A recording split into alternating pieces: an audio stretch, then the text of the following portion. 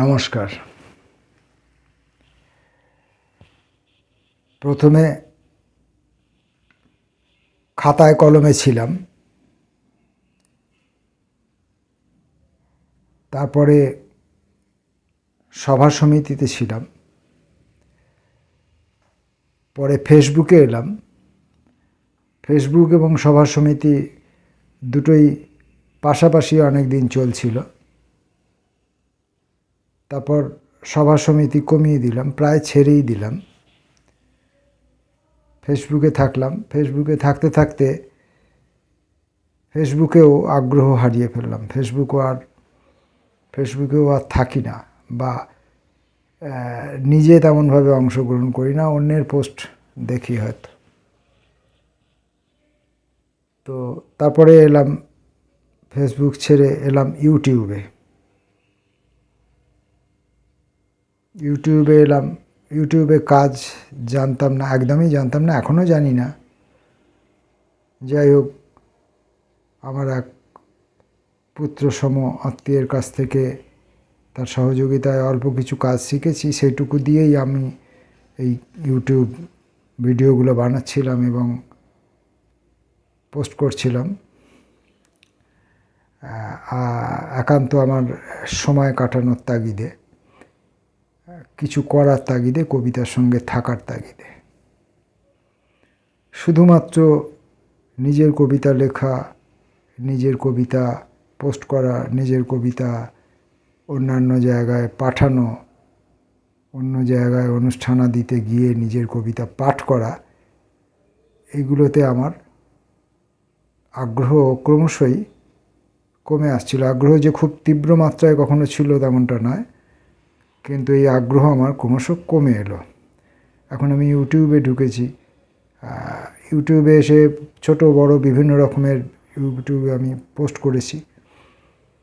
তো আমি যা দেখেছি, প্রথম যেগুলো করেছি, পাঠিয়েছি, অনেকে হয়তো উৎসাহ দেওয়ার জন্য, বন্ধুত্বের খাতিরে, চক্ষু লজ্জার খাতিরে অনেকে হয়তো সাবস্ক্রাইব করেছেন, বা আমার অনুরোধেও অনেকে করেছেন, কেউ লাইক করেছেন, ভিউ করেছেন। সেগুলি খুব কম, যদিও কম হলেও করেছেন কেউ কেউ। তারপর আমি ছোট ভিডিও করার দিকে যাত্রা করলাম, যে বড় ভিডিও অনেকের ভালো নাও লাগতে পারে। আর আমি তো, আমার এই ভিডিওর মধ্যে তো সারবস্তু বলে কিছু থাকে না, যে সেখান থেকে আপনারা কিছু উপকৃত হবেন। তাই আমি এগুলোকে ছোট করার দিকে চেষ্টা করলাম। অনেকটাই ছোট করেছিলাম, আরও ছোট করতে হবে, আরও ছোট করতে হবে। ছোট করে দেখি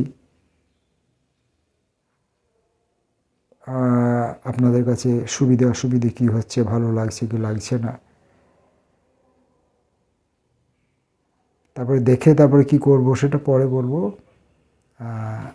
আজকে আমি ওই প্রতিদিনকার মতো আজকেও এখন যে সিরিজটা করছি, দুটো করে কবিতা পড়া, সেরকম দুটো কবিতা পড়ব, কবির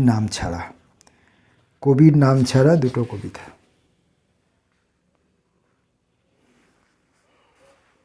বন্ধুরা বিদ্রূপ করে, এটি কবিতার নাম। বন্ধুরা বিদ্রূপ করে, কবির নাম বলবো না। বন্ধুরা বিদ্রূপ করে তোমাকে বিশ্বাস করি বলে, তোমার চেয়েও তারা বিশ্বাসের উপযোগী হলে, আমি কি তোমার কাছে আসতাম ভুলেও কখনো?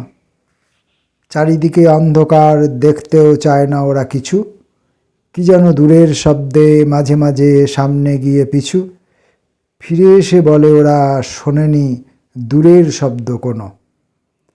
ওরা কেউ কারো নয়, ওরা ঘরে ঘরে মৃত্যুর অপেক্ষা নিয়ে প্রতিদিন মরে।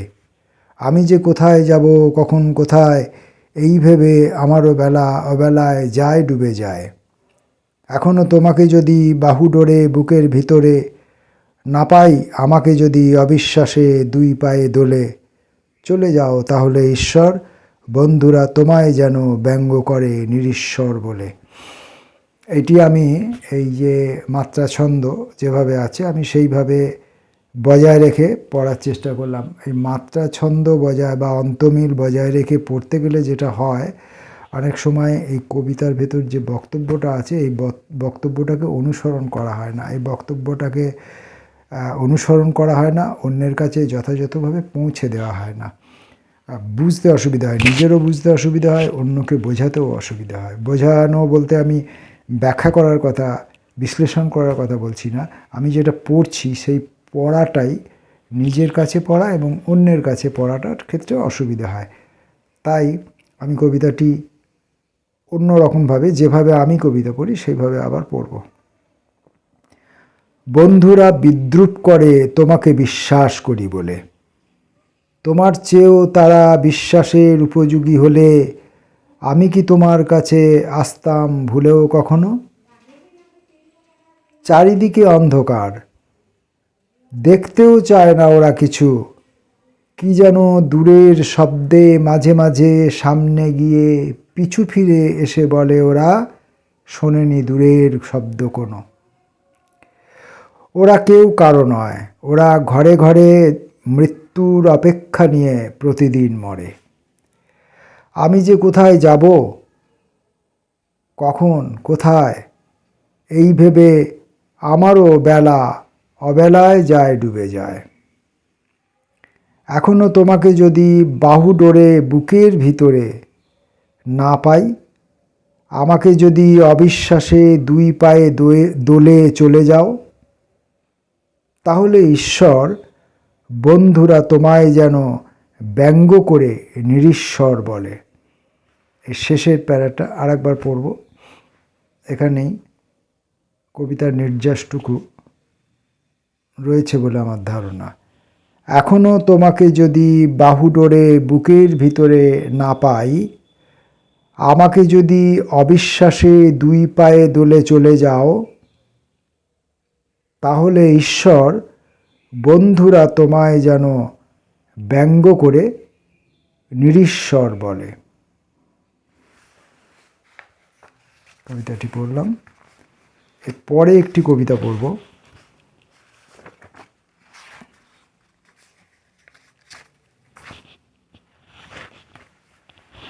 নির্বাসিত। কবিতার নাম নির্বাসিত, কবির নাম বলবো না। নৌকা ফিরে এলো ঘাটে, তবে বুঝি সমাপ্ত গোধূলি, অন্তিম স্বর্ণের ভাড়া তুলে নিল মাঝি, শ্রান্তি ও শ্রমের মাঝে মঞ্জুরিত যে কুসুমগুলি স্বপ্নতার নিরালোকে ছড়ালো উদ্বেল রত্নরাজি। রাত্রি অভিভূত, রাত্রি আতুর তন্ময়, শব্দস্পন্দহারা গ্রাম অন্ধ ঘুমে ঘুমে যায় ভেসে। জ্যোৎস্না কিংবা অন্ধকার আকাশের আশ্চর্য সঞ্চয়, বিনিদ্রা আমার তুমি আজও কারো উধাও উদ্দেশ্যে। আধারের পায়ে মাথা কুটে মরো প্রহরে প্রহরে, কেন দৃষ্টিহীন মূর্খের স্বর্গের নিচে জেগে আছো স্মৃতি অন্তরীণ। আমার নৌকোর রশি ছিঁড়ে গেছে উত্তাল সাগরে। এবার দ্বিতীয়বার কবিতাটি আমি পড়ব ওই ছন্দ অন্তমিলের দিকে খেয়াল না করে। নৌকো ফিরে এলো ঘাটে, তবে বুঝি সমাপ্ত গোধূলি, অন্তিম স্বর্ণের ভাড়া তুলে নিল মাঝি। শ্রান্তি ও শ্রমের মাঝে মঞ্জুরিত যে কুসুমগুলি স্বপ্নতার নিরালোকে ছড়ালো উদ্বেল রত্নরাজি। রাত্রি অভিভূত, রাত্রি আতুর তন্ময়, শব্দস্পন্দহারা গ্রাম অন্ধ ঘুমে ঘুমে যায় ভেসে। জ্যোৎস্না কিংবা অন্ধকার আকাশের আশ্চর্য সঞ্চয়, বিনিদ্রা আমার তুমি আজও কার উধাও উদ্দেশ্যে। আধারের পায়ে মাথা কুটে মরো প্রহরে প্রহরে, কেন দৃষ্টিহীন মূর্খের স্বর্গের নিচে জেগে আছো স্মৃতি অন্তরীণ। আমার নৌকার রশি ছিঁড়ে গেছে উত্তাল সাগরে। এই দুটি কবিতা আজকের মতো পড়লাম। এরপর আর বলার মতো সেরকম এখনই বলার মতো সেরকম কোনো কথা নেই। খোঁজ অন্বেষণ চলছে, অন্তত আমার। চাইছি আপনারা আমার সঙ্গে এই খোঁজে বা অন্বেষণে অংশগ্রহণ করুন। নমস্কার।